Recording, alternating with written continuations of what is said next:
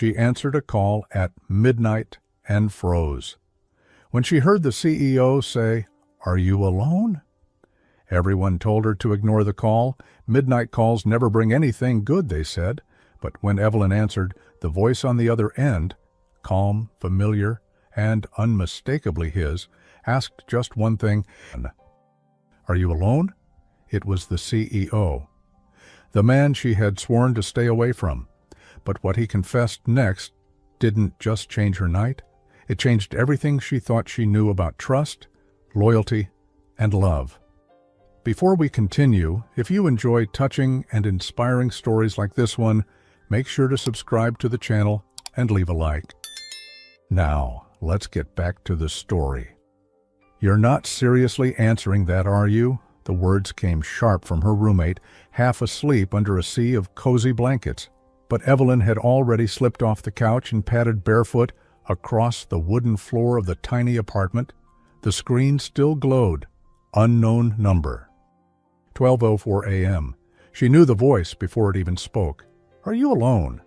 Her hand clenched the phone tighter. That voice, low, steady, but with a crack beneath it, sent something cold and electric through her ribs. "Adrian?"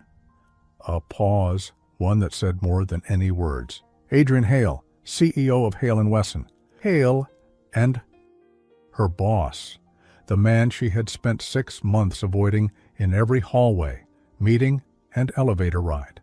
The man whose name had become a whisper behind doors, not just for his impossible standards, but for the rumor no one dared speak aloud around her. "I wouldn't be calling you at this hour if it wasn't important," he said finally, his voice taut. "But I need to tell you something, and I need to do it before tomorrow morning."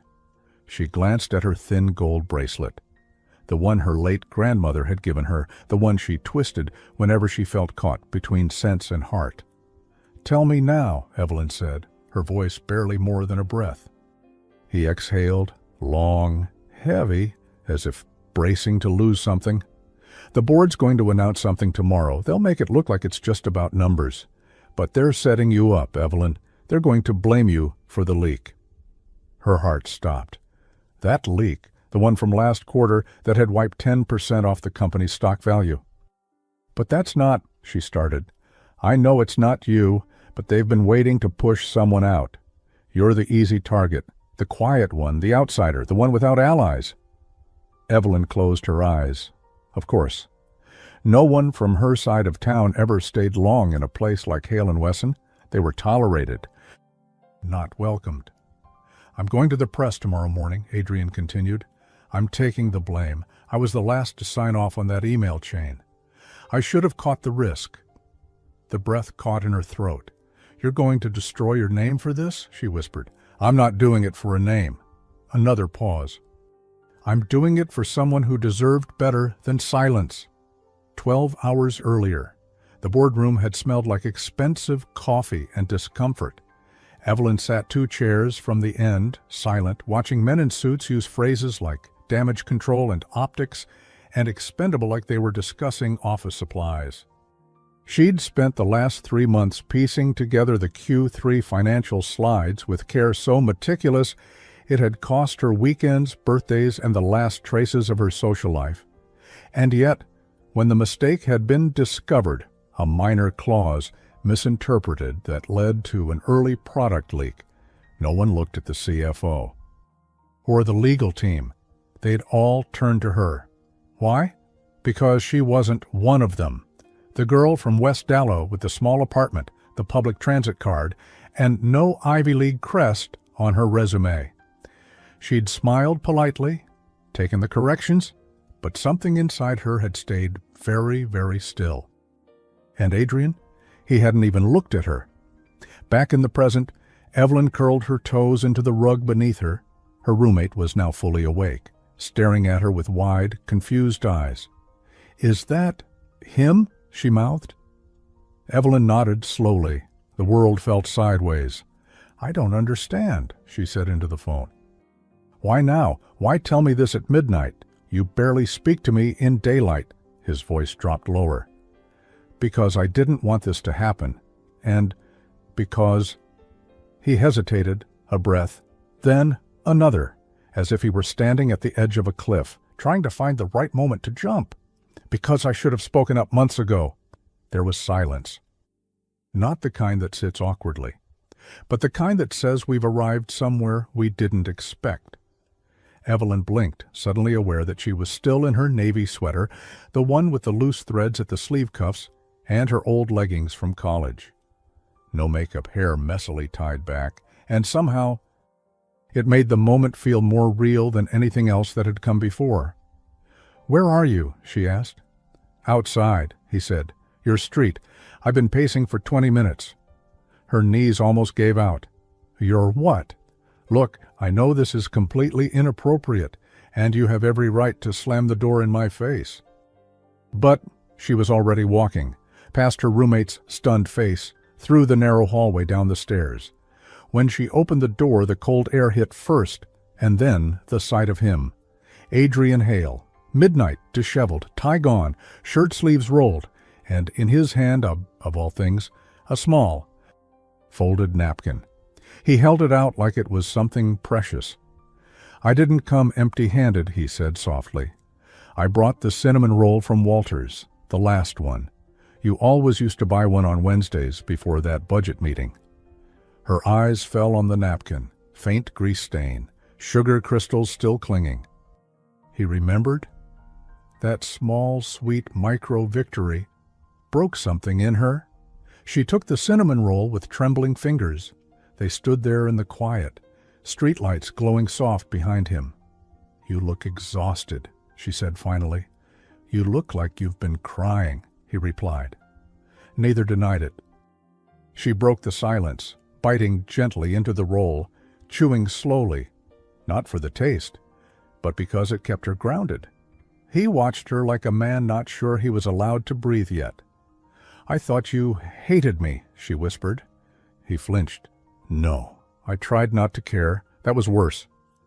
Evelyn stepped back, feeling the warmth of the hallway behind her.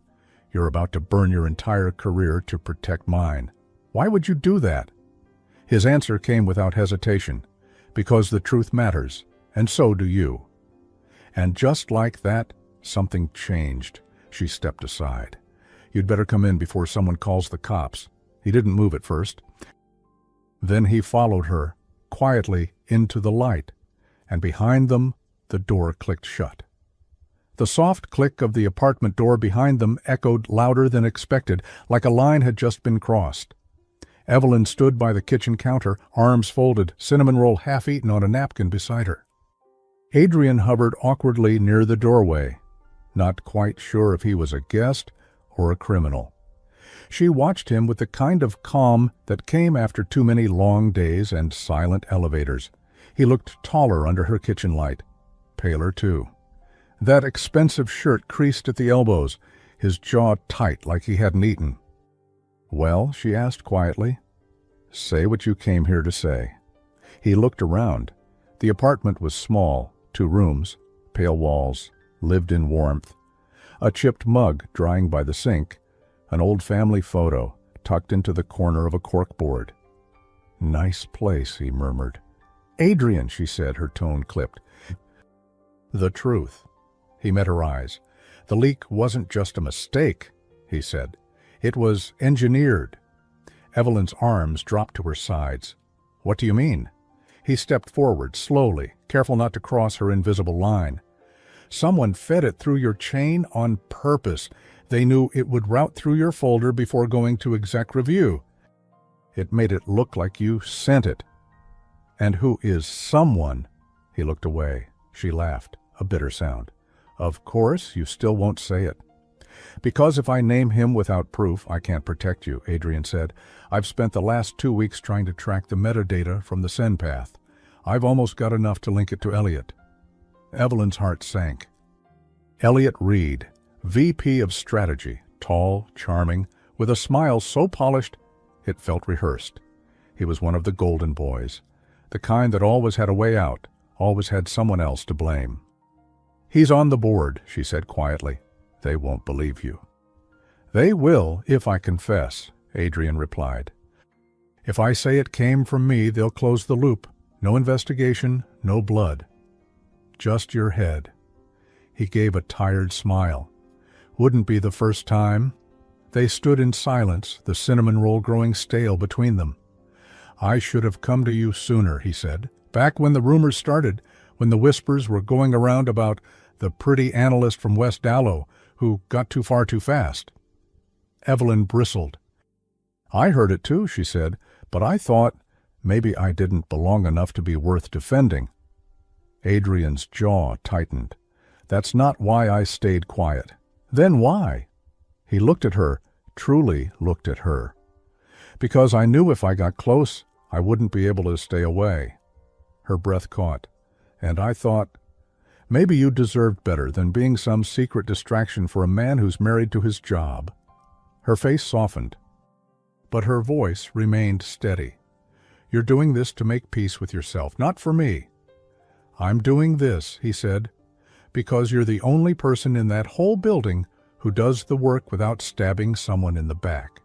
Because I should have shut it all down the second Elliot started circling. And because... He stopped. She waited, but he didn't finish the sentence. From the hallway, Evelyn's roommate popped her head out, hair a mess, face half curious, half suspicious. Hey, do I need to call someone? Or is this a forgive him moment? Evelyn managed a tight smile.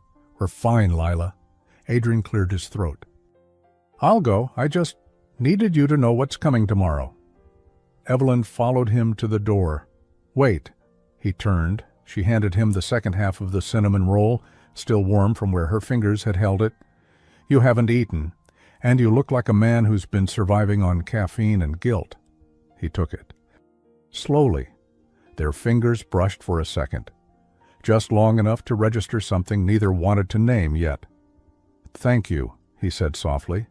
Don't thank me yet, she replied. If you're really going to the press tomorrow, I want to be there. He blinked. What? I'm not hiding anymore, she said.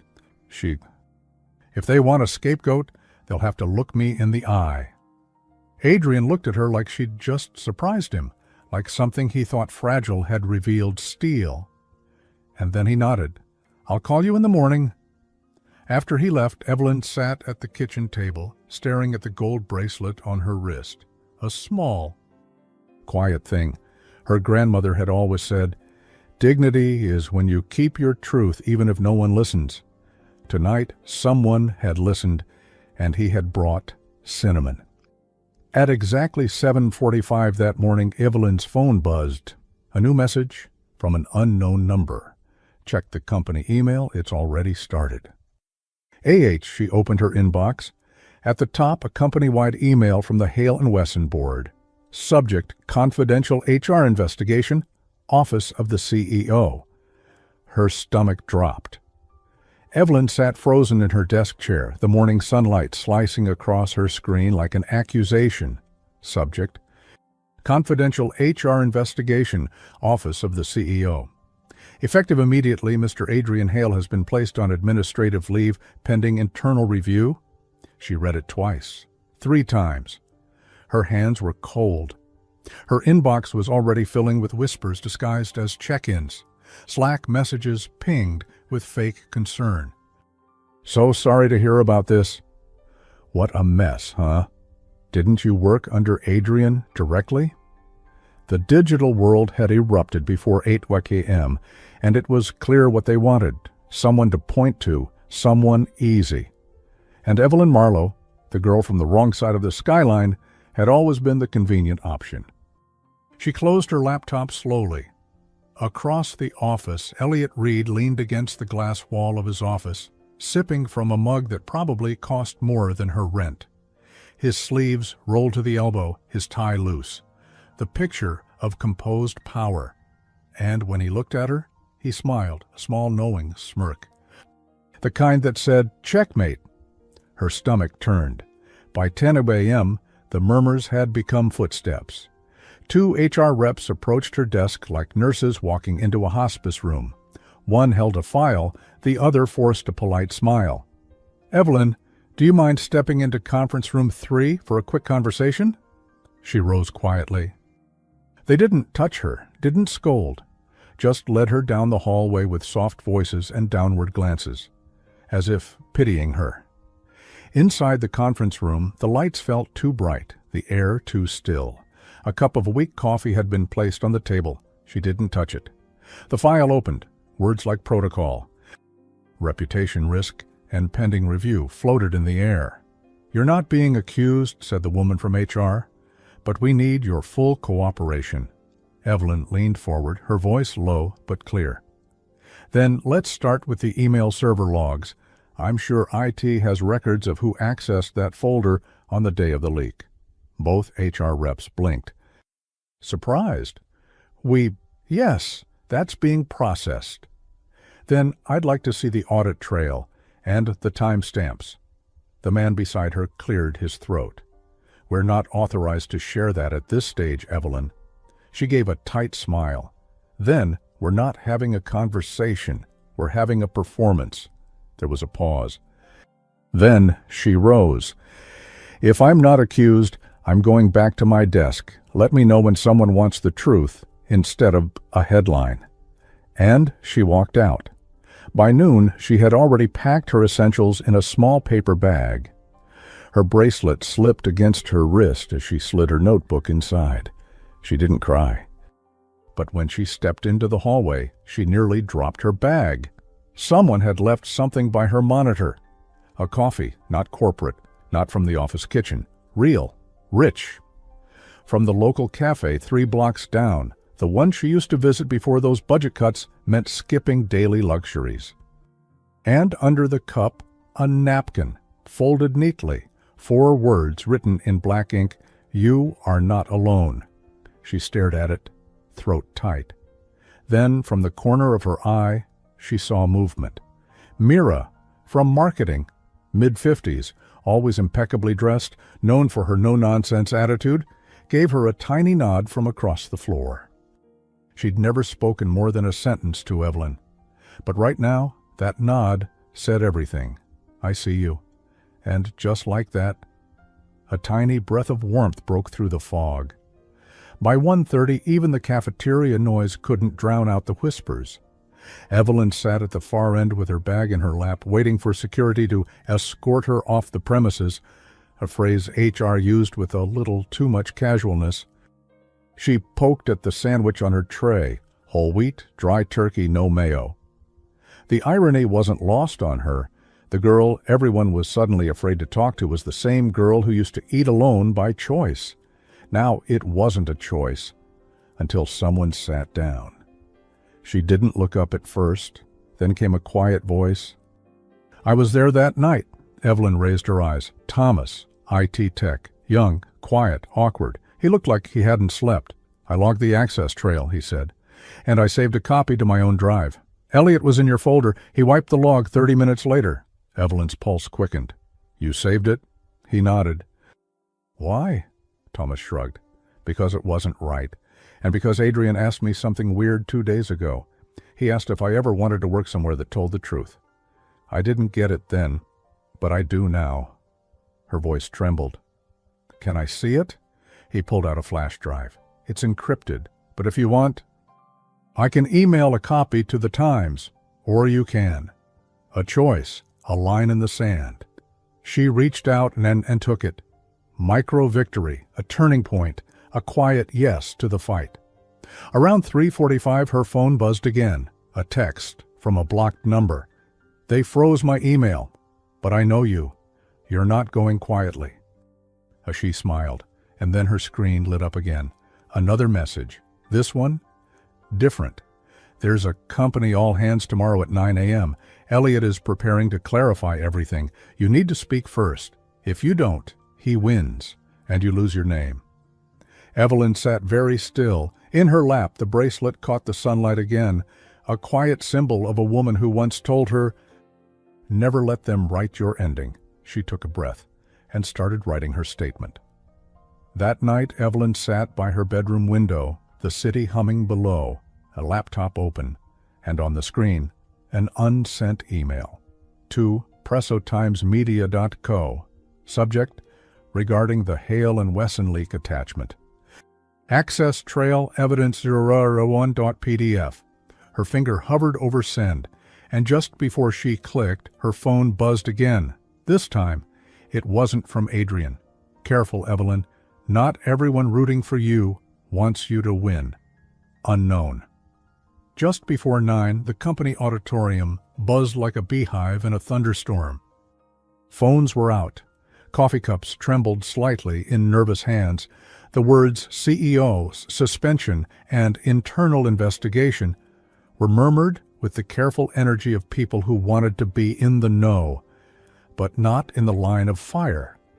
Evelyn stood backstage, out of sight. She could hear Elliot's voice through the curtain, warm and oiled like polished wood.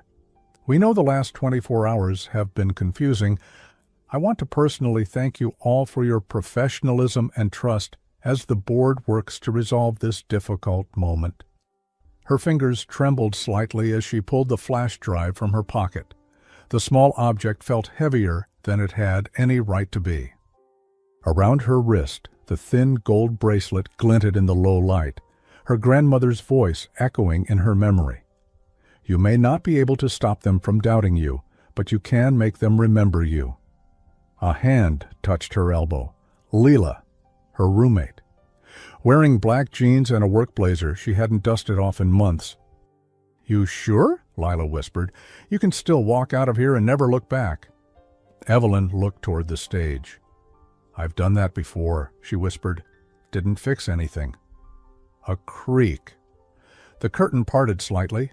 The moderator cleared his throat. Before we proceed, one more employee has asked to speak briefly. Evelyn Marlowe from Finance. Silence.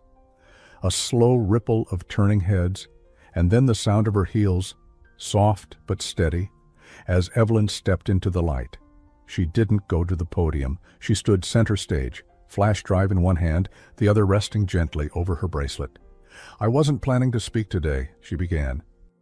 I wasn't even sure if I'd still have a badge by this morning. A single awkward laugh escaped from the middle row. She didn't smile. But I figured, if they're going to use my name in closed-door meetings and company-wide whispers, I should at least have the right to say it first. Her voice was calm. Not loud, but clear. I'm Evelyn Marlowe, and I didn't leak anything. Gasps. Not loud, but real. I've been accused softly through silence. I've had people avoid my desk, retract lunch invites, and say things they think I can't hear. I'm used to being invisible. But today, I'm not disappearing for anyone. She lifted the flash drive. This contains metadata and access logs that show who entered the confidential folder and rerouted the email that led to the product leak. It wasn't me. She turned her head and looked directly at Elliot. It was someone with motive, someone with enough access to clean their tracks, but not enough integrity to take the consequences. Now the murmurs were louder. Elliot rose from his seat slowly, hands raised, his laugh charming, a performance. This is highly inappropriate, he said, and illegal.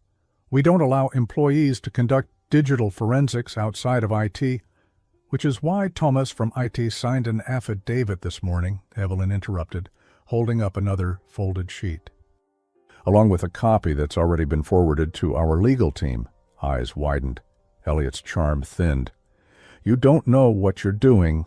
No, Evelyn said, stepping closer to the edge of the stage. I know exactly what I'm doing. I'm refusing to let someone else decide my worth. A beat of silence.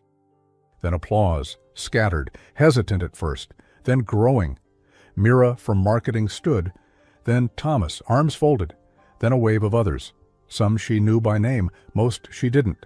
Standing, clapping, louder now. Not just for her, but for every quiet person who'd ever been cornered in a boardroom by people in better suits. Elliot turned on his heel and walked out. And Evelyn Marlowe? She stood taller than she ever had before. By 10:15, she was back in her office. The desk was cleared now, stripped bare. And in the quiet, a single envelope waited where her things used to be. Inside, a handwritten note. Evelyn, well done. Beneath it, a business card. But it wasn't from Hale & Wesson. It was from a private investment firm. Hale and Whitman. Partner, A. Hale. She blinked. He hadn't just taken the fall. He'd stepped aside completely. By 12:34, they had found each other again, over soup and grilled cheese in a quiet corner of Walter's. The cafe where cinnamon rolls came wrapped in napkins, and reputations weren't required for service. Adrian looked different. Tired, yes, but lighter. She set her phone down, face up. "You didn't tell me you resigned." He shrugged, sipping his soup. "Didn't want to pressure you. You deserved your own moment. I don't want to be your charity case." "You never were." "Then what am I?" He paused. "The person I should have been brave for sooner." That silence again, the heavy, honest one, and then a smile tugged at her lips. "You're terrible at grilled cheese, by the way." He looked mock offended. "You haven't even tried it." "I don't need to. You cut the crusts off like a toddler. It's charming. It's worrying." They laughed. The first real one in days, and for a moment, just a moment, the chaos faded. Just soup, bread, and two people with no reason to pretend anymore. As they walked outside, the wind colder now, Evelyn slipped her hands into her coat pocket. She felt the bracelet slide slightly along her wrist. Light, warm, grounded. Adrian reached for her hand. She didn't pull away. But before she could say anything, her phone buzzed again. Confidential from LegalDeptHaleWesson.com. Subject internal request. Statement from Evelyn Marlowe. "We're reopening the case. Elliot Reed has requested a formal hearing. You've been subpoenaed for internal testimony." On Tuesday morning, just after 9, the glass walls of the Hale and Wesson internal hearing room made it feel more like a showroom than a courtroom, sleek, cold, designed to impress or intimidate. Evelyn sat at the long table, a copy of her subpoena in front of her, fingers lightly touching the edge of her bracelet. It had become her armor. Beside her sat a company-assigned advisor, neutral, tight-lipped, and already checking his watch. Across the table, Elliot Reed, flanked by two legal reps, hair perfectly parted, suit immaculate, expression calm, as if none of this was personal. As if he wasn't the one who tried to set her entire life on fire. A soft cough broke the silence. The company's chief legal officer, a tall woman with silver-framed glasses and a sharper gaze than anyone else in the room, cleared her throat. "Let's begin," she said. "This is an internal review hearing regarding the events of the Q3 product leak. Evelyn Marlowe, you've been asked to testify based on new evidence presented during last week's company address." Evelyn nodded once. "I understand." Elliot leaned forward, his tone syrupy smooth.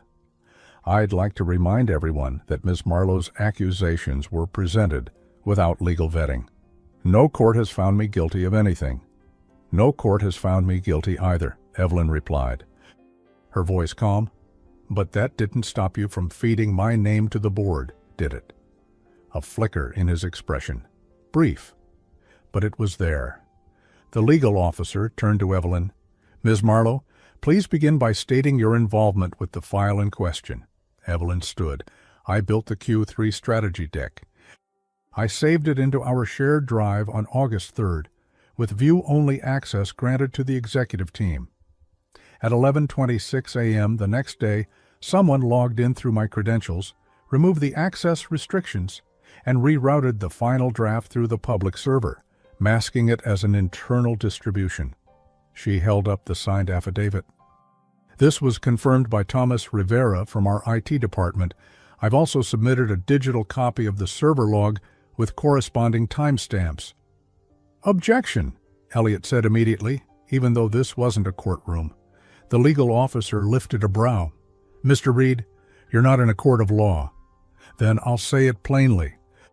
This is a coordinated smear. Adrian Hale hands her a promotion she never earned, then resigns in disgrace, conveniently paving the way for her to swoop in as some kind of company heroine." Evelyn's advisor touched her arm, a silent warning not to take the bait, but Evelyn didn't flinch. Instead, She turned to the board members observing behind the glass. I never asked Adrian to take the fall. I never asked for sympathy. But I do ask for something this company claims to value: accountability. Her voice stayed steady, not just from interns and analysts, but from those who wear the best suits and hide behind performance reviews. The legal officer leaned forward. Ms. Marlowe, in your opinion, what was Mr. Reed's motive? Evelyn met Elliot's eyes. He wanted my silence, and when I wouldn't give it, he wanted my job. Another silence. Then, from behind the glass wall, a door opened, and in walked someone no one expected, Adrian Hale, wearing a dark navy suit, no tie, sleeves rolled to the elbow, and eyes sharp. Elliot paled. The legal officer looked up. Mr. Hale, this hearing is closed. I was invited, Adrian said, holding up a card, by the board's internal ethics liaison. As a former executive and involved witness, I have the right to submit testimony. Elliot's voice wobbled. Just a bit. You resigned, and my exit contract gives me exactly one chance to testify in an internal proceeding if the issue involves ethics violations during my term. He sat beside Evelyn, placed a thick brown envelope on the table, and slid it across. Inside is a series of internal messages I discovered the night before my resignation.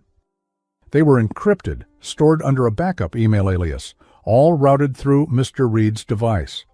The legal officer opened it, brow furrowing. These messages show Mr. Reed discussing scapegoat strategy and leak optics. Names redacted, except one. Evelyn's? Someone behind the glass gasped. Elliot stood. This is a setup. Adrian didn't even blink. You tried to destroy her to protect your stock options. Elliot turned to Evelyn. You think this makes you the hero now? She didn't answer. She didn't need to. Around 1:20 that afternoon, under a cloudy sky, Evelyn and Adrian stood near the corner cafe. Neither of them spoke for a while. Finally, Adrian handed her a folded slip of paper. It was her own resignation letter, the one she wrote weeks ago but never submitted. You dropped this in the finance printer room. I found it after you left. She looked down at it, a blur of ink and heartbreak. And I was so close to giving up, she whispered. I know, he said, but you didn't. She smiled. He hesitated, then asked quietly, So what now? She didn't answer immediately. Her hand moved to her bracelet again. I don't know, but for the first time, I'm not scared to find out. They stood like that for a beat longer. Then a raindrop landed on her wrist, followed by another. She looked up. I guess the city wants us to wrap this up. He grinned. Want to come get drenched in overpriced coffee with me? She laughed softly. Only if it comes with a cinnamon roll. Always. Later that night, Evelyn opened her inbox. A new message. Subject, Employment Opportunity, Whitman and Hale Body. We were impressed with your grace under pressure. Would you consider joining our team as a senior strategy lead? We believe in second chances, and we believe in you. Warmly, Adrian Hale. She stared at the screen, then at her bracelet. And slowly, a smile bloomed. On Thursday morning at 6:42, the sky outside Evelyn's window was still that soft gray blue, the color just before the city wakes fully. It was the quiet hour, when nothing asked anything of her yet. She sat curled on the couch, legs tucked under her, staring at the email again. Subject, Employment Opportunity, Whitman and Hale. From A. Hale, WhitmanHalePartners.com. She'd read it 5 times already. Not because she didn't understand the offer, but because part of her still couldn't believe it was real. Senior strategy lead. A team of 5, flexible hours, client-facing, but no micromanaging. Creative ownership, Adrian had called it. Not just climbing ladders, building something. A bigger salary, a cleaner desk, a new start. But beneath that, a line she couldn't stop rereading. We believe in second chances, and we believe in you. Lila stumbled into the living room with one eye open and a mug that said, World's okayest roommate. You're staring at that screen like it owes you child support, she mumbled. Evelyn chuckled. It kind of does. Lila yawned, sat beside her, and glanced at the email. Then, without missing a beat, she said, "So? You going to say yes?" "I don't know," Evelyn replied, voice quieter now. "What if I'm just trading one power imbalance for another?" Lila raised a brow. "You mean Adrian?" She nodded. "You think he's offering you a job because he feels guilty? Or because he feels something else?" Lila didn't laugh. She didn't tease. She just looked at her, really looked. "Do you want the job?" Evelyn blinked. "I think I want the chance to want it on my own terms." "Then go see him," Lila said, sipping her coffee. "But don't go as a girl waiting to be chosen. Go as the woman who already did the choosing." By 11:18 that morning, Evelyn was at the Whitman and Hale office in Midtown. The building was everything Hale and Wesson wasn't. Warm light, open spaces, real plant, not just expensive decor. It felt human. A young receptionist greeted her with a smile that didn't feel rehearsed. "You must be Evelyn. He's expecting you, just down the hall, second door on the left." She walked slowly. The second door was open, and there he was. Adrian Hale, in a crisp white shirt, sleeves rolled, collar open, glasses perched on the edge of his nose, reviewing something on a tablet with the focus of a man used to solving problems without raising his voice. When he saw her, he smiled, not the CEO smile, not the public one, the soft one. "You came." She stood at the doorway for a moment longer. Still deciding, he rose. "Would coffee help? We've upgraded. No more burnt office sludge." She stepped inside. "I brought my own today. It's part of my dignity clause." He chuckled. "Reasonable." They sat opposite each other. The silence wasn't awkward. It was full. After a moment, he slid a simple folder across the table. "No pressure, no expiration date. Read it when you're ready." She didn't open it yet. Instead, she looked at him. Really looked. "You really meant it?" she asked. "This isn't charity or penance." Adrian leaned back in his chair. "Evelyn, I didn't build this company just to make money. I built it to hire the kind of people who were always overlooked in places like Wesson. People like you." A beat passed. "I didn't fall for you because you're beautiful, though you are," he added gently. "I fell because you kept your dignity when no one else gave you room to breathe.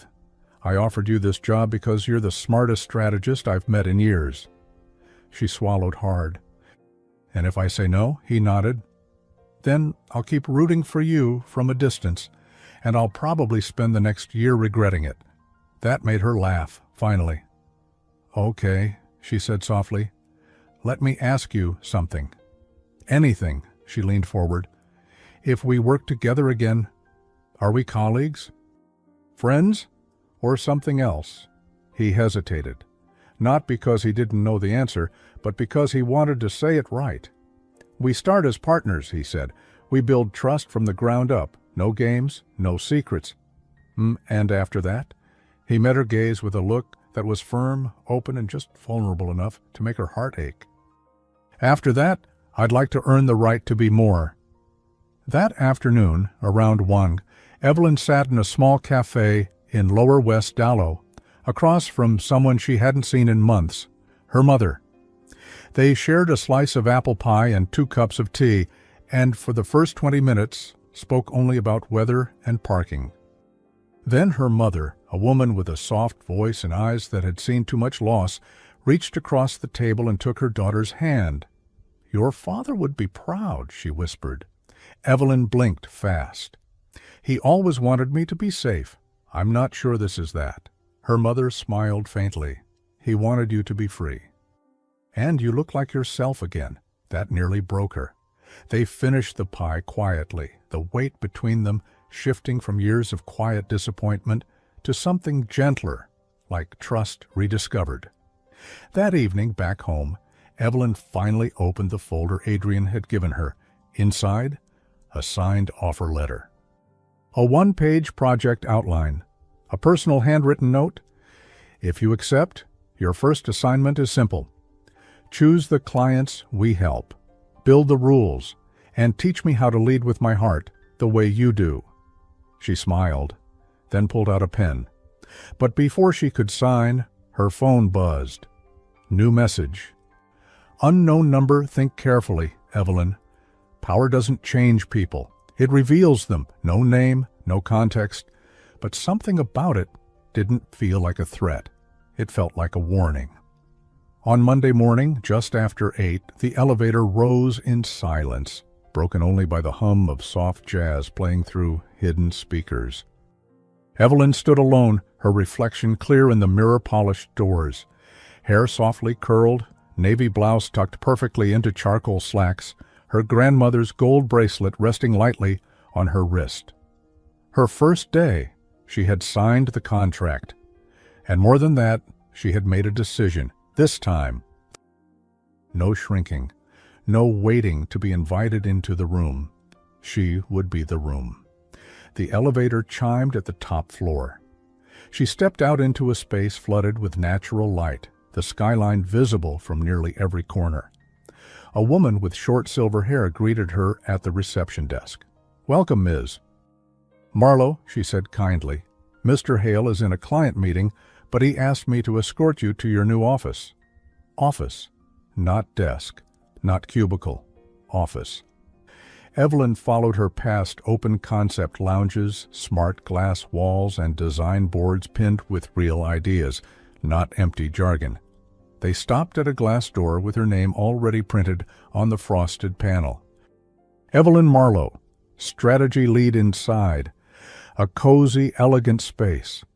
Light oak desk, bookshelves, a fresh notepad with her name embossed at the top, and in the center of the desk, a small white box tied with navy ribbon. She opened it. Inside, a single cinnamon roll, still warm. Beneath it, a handwritten note. "First day, same tradition. You've earned more than applause. You've earned trust. A." She smiled and closed the box, heart fluttering, until she noticed something else. An envelope tucked under the roll. No note this time, just her name, handwritten in block letters. She opened it carefully. Inside, a folded piece of paper, typed, anonymous. "He gave you a desk, a title, but not the truth. There's a room on the 17th floor. Unlisted, badge access only. If you want to know what he's hiding, go there before the end of the day. No signature, no explanation, just a keycard." Blank. By 1:45 that afternoon, she was back on the 17th floor of Whitman and Hale. She shouldn't have come. She knew that. And yet, there she stood, in a corridor with no windows, no labels, no sign of life. Just one door at the end, matte black, no handle. Her fingers hesitated over the card. Evelyn wasn't naive. She didn't believe in fairy tales.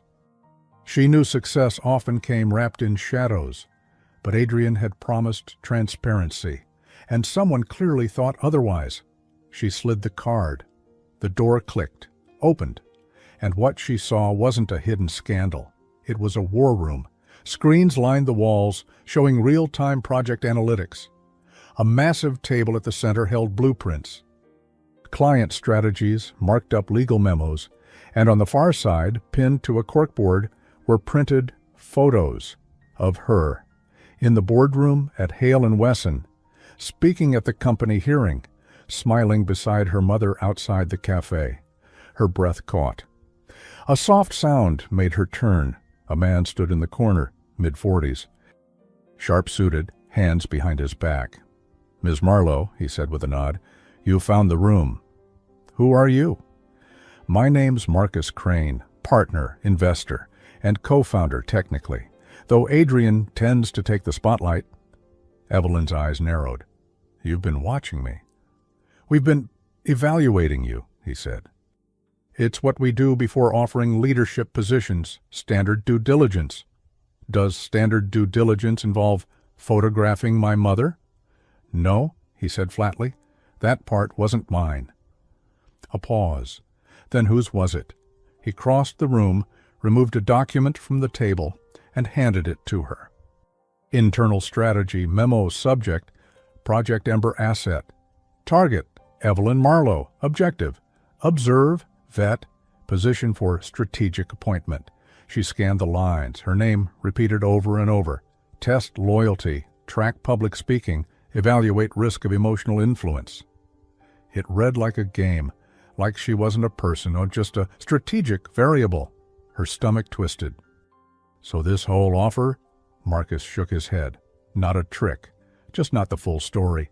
You were on our radar long before Adrian stepped down. Why? Because people like you don't stay invisible for long. Evelyn folded the paper carefully. Does he know I've seen this? Not yet. Will he care? Marcus gave her a long look. That depends, do you? At 4:12, she stepped into Adrian's office. He was alone. He looked up, surprised, but only for a moment. Then his expression shifted. Not guilty, not defensive, just braced. You saw it. She closed the door behind her. You knew? I knew Marcus would vet you.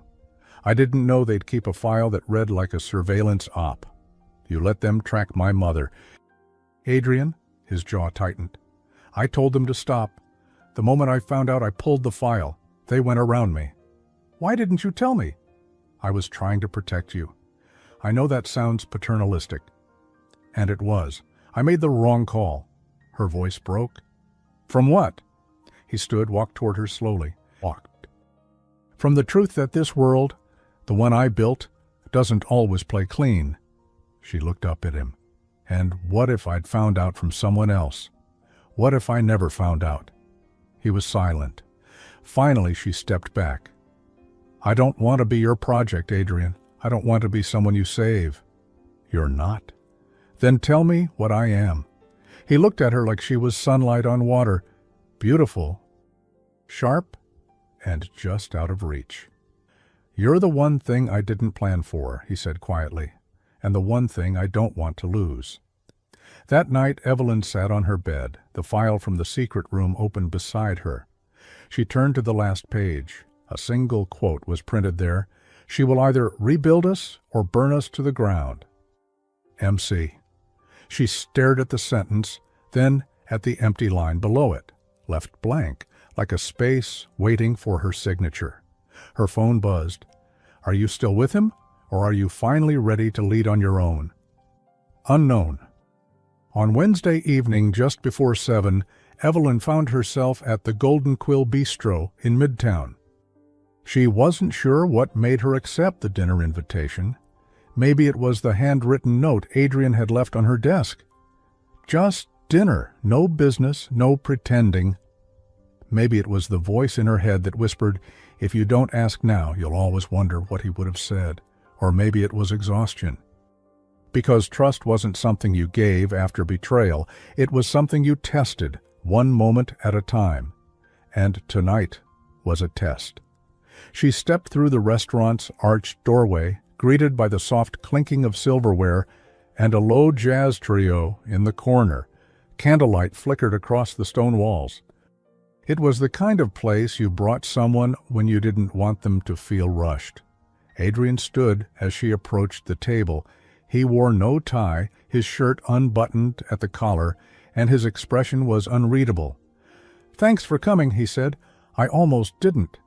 I would have deserved that. They sat in silence for a few moments. A waiter came, took their orders, wine for him, sparkling water for her, and disappeared with a nod. Evelyn folded her napkin slowly. You could have told me about Marcus, about the file, about Project Ember. I should have, he said. No excuses. She raised an eyebrow. That's it? No, he said softly. There's more, but I wanted to start with the part most men skip, admitting they were wrong. That caught her slightly off guard. He leaned forward, elbows on the table. When I left Hale & Wesson, I told myself I was walking away from the old world, the politics, the maneuvering. But Marcus, he built this place on precision. He thinks people are pieces, data, calculations. And you let him treat me that way. Yes, he said, because I didn't think he'd go that far, because I thought I could fix it quietly, and because part of me thought maybe it wasn't so wrong to want to make sure you were real. She looked down at the tablecloth. "And what did you find out, Adrian? Am I real enough for you?" He didn't hesitate. "You're more than I ever deserved to sit across from." Her throat tightened. He went on. "The file wasn't about whether you were qualified. That was never in question. It was about whether you'd stay or leave, whether you'd break or bend, whether you could lead without needing to destroy." She looked up. "And your verdict?" His voice lowered. "I think you scare them, and I think that's good." The first course arrived. Soup and warm bread, a soft hum of comfort, amid all the cold truths. They ate quietly for a few moments, and then Adrian asked the question Evelyn had expected all evening. "What are you going to do?" "I haven't decided," she said. "Part of me wants to walk away, start something of my own, something clean." "And the other part?" She met his eyes. "Wants to stay, take the offer, and rewrite the rules from the inside." He smiled, not with pride, but with relief. "That second part sounds like the woman who stood up in front of 100 people and turned their assumptions into ash." She tilted her head. "But can I trust the person offering the job?" His answer came without pause. "No, not yet. But I'm not asking you to trust me. I'm asking you to let me earn it." Just after 8. Outside the bistro, rain was falling, soft and misty like a secret. They stood under the awning, neither making the first move to say goodbye. "I can't promise I'll stay, Adrian," she said. "Not if I keep finding out things through locked doors and anonymous notes." "Then I'll leave them open," he said. Her brow arched. "All of them?" "Even the ones I'm scared to look through." She almost laughed, not at him, but at the sincerity behind that simple confession. He held out his hand. "Let me drive you home." She hesitated, then took it. By 9:03 they had reached her apartment in West Dallow. The drive had been quiet, but the kind of quiet that meant everything had been said. And not a single word had been wasted. When they pulled up, Adrian turned off the engine but didn't move. "I meant what I said in that file," he said suddenly. She turned. "Which part?" "The part that said you'd either rebuild us or burn us to the ground." She smiled. "You wrote that?" He nodded. "And for what it's worth, I hope you do both, in the right order." She reached for the door handle, then paused. "Adrian?" He looked at her. "I don't want to be your exception. I want to be your equal." He exhaled like someone who'd been holding his breath all day. "You already are." Later that night, Evelyn opened her laptop. The screen glowed softly in the dark. 2 emails sat in her inbox. From Marcus Crane. Subject, Project Ember. Status update. "Evelyn, if you plan to move forward, we need an answer by end of week. Otherwise, we'll offer the lead role to someone else." From unknown subject. "She's still watching." "You think the test is over?" "It's just beginning. Marcus isn't the problem. He's just the front. Below it, an attached photo, black and white, grainy. Evelyn and her mother sitting at the cafe. Taken that afternoon. Her blood ran cold. On Thursday morning at 7:12, Evelyn sat in her apartment, staring at the photo glowing on her screen. It was unmistakably recent. She was laughing, a rare kind of open laugh, holding a paper cup in one hand and reaching to tuck a strand of her mother's hair behind her ear. The angle was slightly elevated, like it had been taken from a rooftop. Deliberate, watching. She closed the laptop and sat very still. Not afraid. Not yet. Her grandmother's bracelet slid slightly down her wrist as she stood and walked to the window. The city was already waking up, but Evelyn felt something deeper, like the air had changed, like someone, somewhere, wanted her to feel small again. She texted Lila, "Can you check on my mom today?" Just in case. Seconds later, "Always. What's going on? I'll explain later. Stay close." Evelyn dressed carefully that morning. Navy blazer, slacks, hair tied back, understated gold earrings, the kind of look that said, "I am not intimidated," even if part of her was, because whoever sent that photo knew exactly what they were doing. And now it was her move. By 9:20 she was already on the executive floor at Whitman and Hale, bypassing her office and heading straight for the internal elevator, the one only partners and founding execs used. The receptionist blinked. "Ms. Marlowe." "I have a meeting," Evelyn said. "They're expecting me." The elevator doors closed before anyone could stop her. Floor 18, Access, Marcus Crane's private suite. She'd never been there. She hadn't even known it existed until last night. But this was no longer about protocol. It was about who was watching her mother from a rooftop.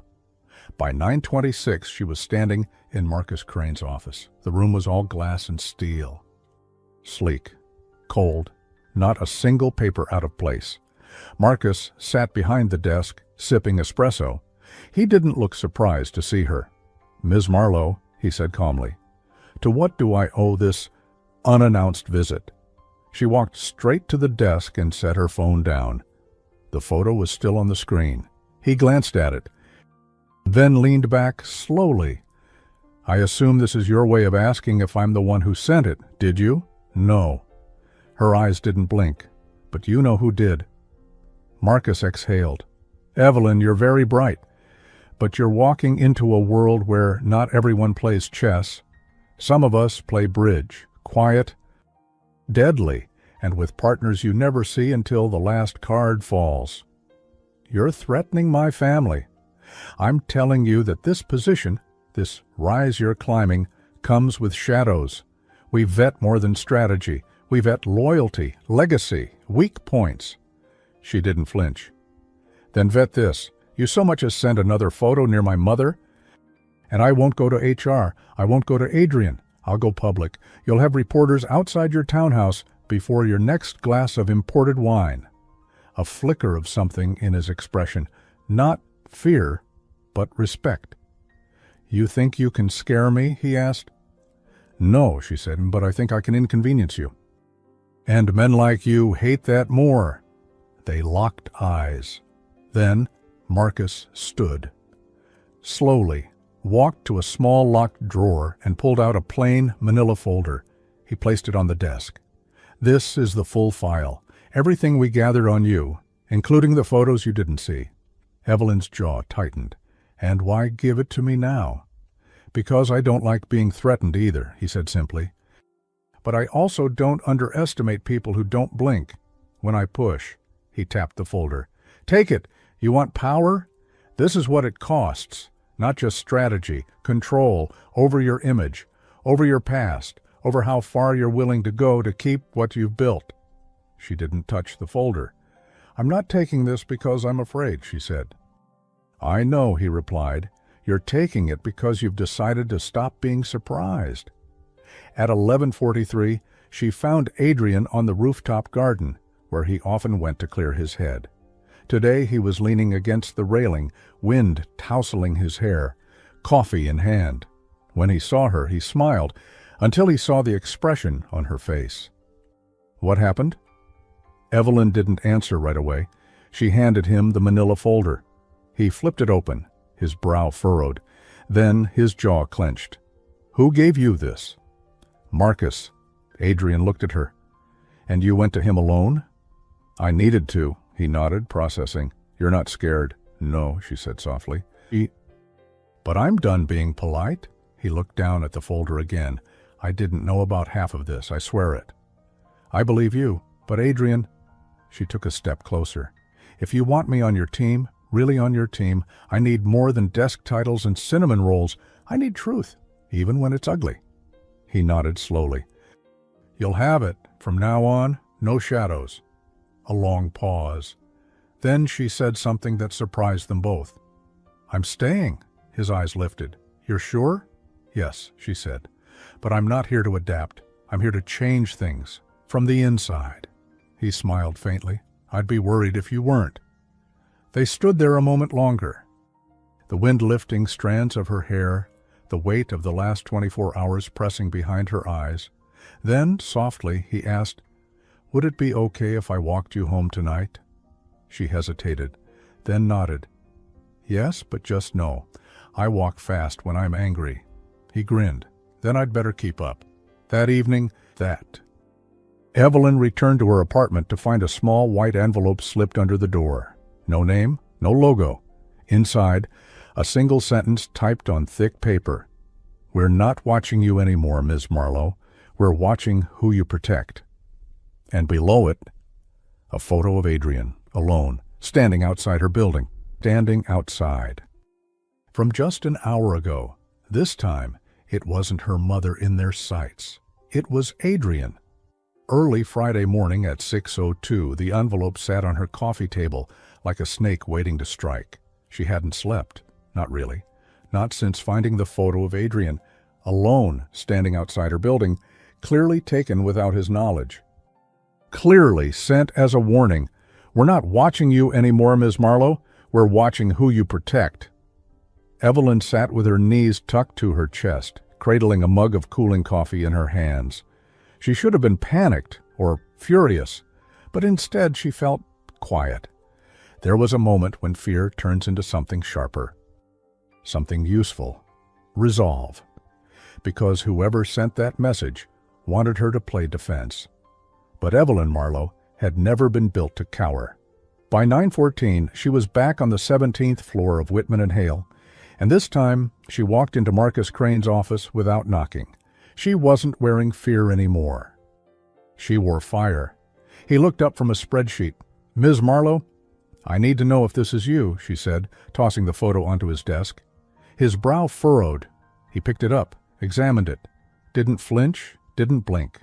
Just studied it like it was a financial report. I assume this was delivered to your apartment. She didn't answer. She didn't need to. Marcus set the photo down and leaned back. Not me, but not entirely outside my reach. Evelyn narrowed her eyes. Meaning? He exhaled. There are private interests that fund certain tiers of this firm, interests who value risk containment. And yes, sometimes they act without consulting me. They've been watching you since Hale and Wesson. They weren't thrilled you survived that fire. Some of our biggest backers, the ones Marcus half-jokingly calls the Invisible Council, have enough autonomy to act outside formal channels. She folded her arms. And Adrian? His resignation? Unexpected. His continued presence in your life? Inconvenient? To them, not to me. She stared. You're talking about investors? He nodded. And power brokers, men and women who believe emotion is a liability. They want strategy, not softness. And they see your connection to Adrian as leverage. Her stomach turned. But her voice didn't shake. You're telling me they'll go after him just because he cares about me? Marcus didn't answer, which was an answer in itself. At 11:31, Evelyn stepped into the Midtown Archive Cafe. The bell chimed softly above her. The place was quiet, wood-paneled, filled with the faint scent of espresso and old books. Adrian was already there, sitting at a window seat, flipping through a folder. He looked up as she approached. His face softened. You didn't call, he said gently. I was worried.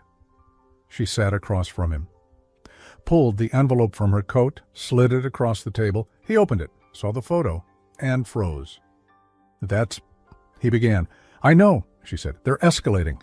He shook his head slowly, jaw clenched. They're watching me now? They're using you to pressure me. He looked up. And what do they want you to do?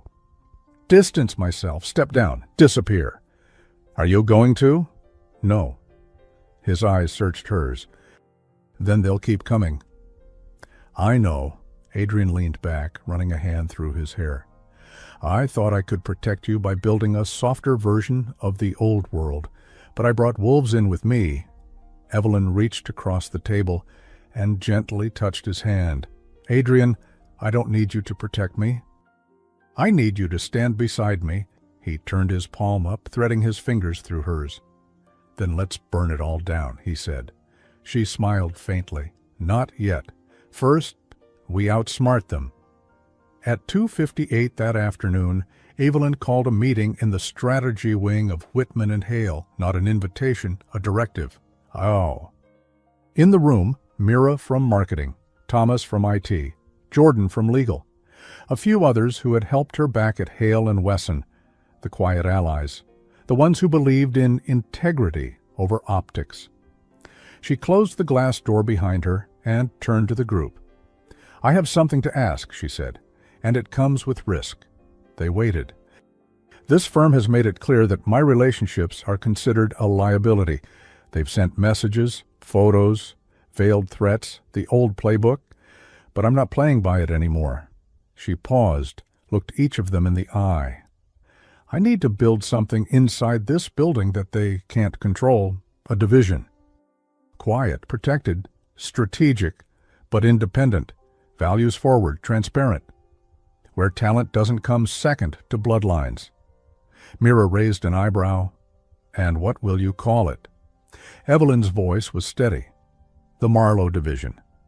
A beat of silence. Then Thomas grinned. "I'm in." Mira nodded. "Me too." One by one, they said yes, not loudly, but firmly. And just like that, a new structure began to take shape. Not a rebellion, a reformation. Later that night, Evelyn received another envelope, plain white, no return address. Inside, a single page from a confidential investor report, her name circled 3 times in red. And a line scribbled across the margin. "You want the crown, Evelyn? Then wear it, and learn what it costs." Beneath it, a final note, next target, Hale. Her hands tightened around the page, and this time, her fear turned into fuel.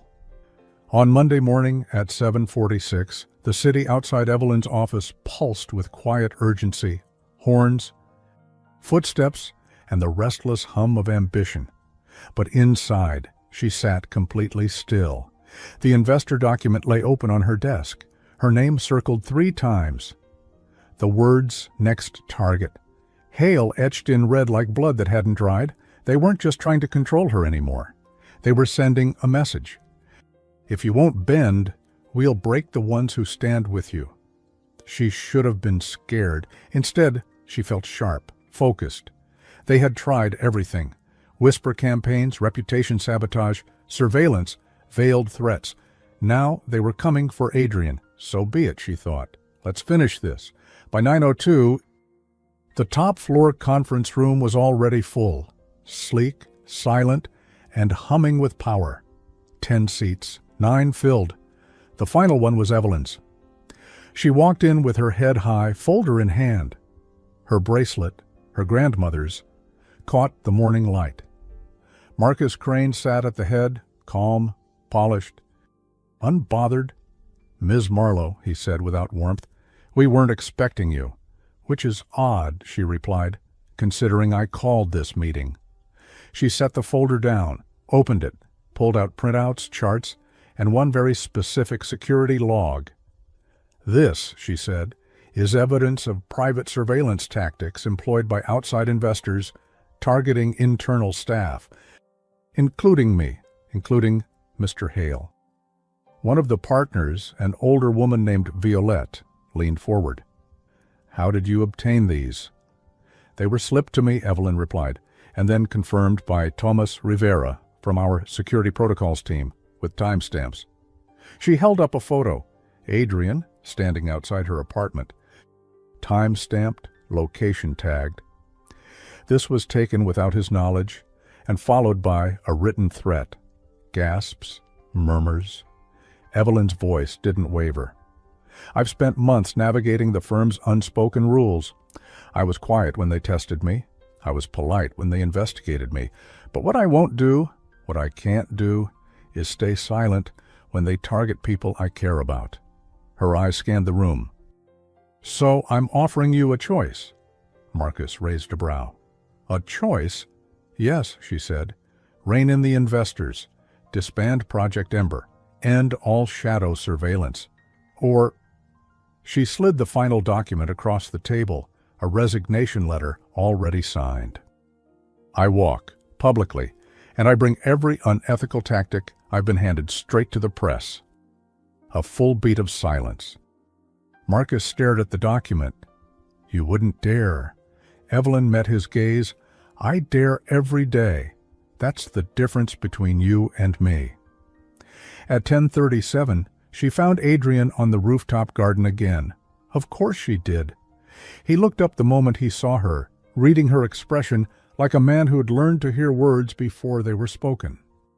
It's done, she said, sitting beside him. His shoulders relaxed just slightly. You made them choose. They didn't like it, she replied, but they understood the math. Bad press costs more than my salary. He chuckled. So? Do we get to breathe now?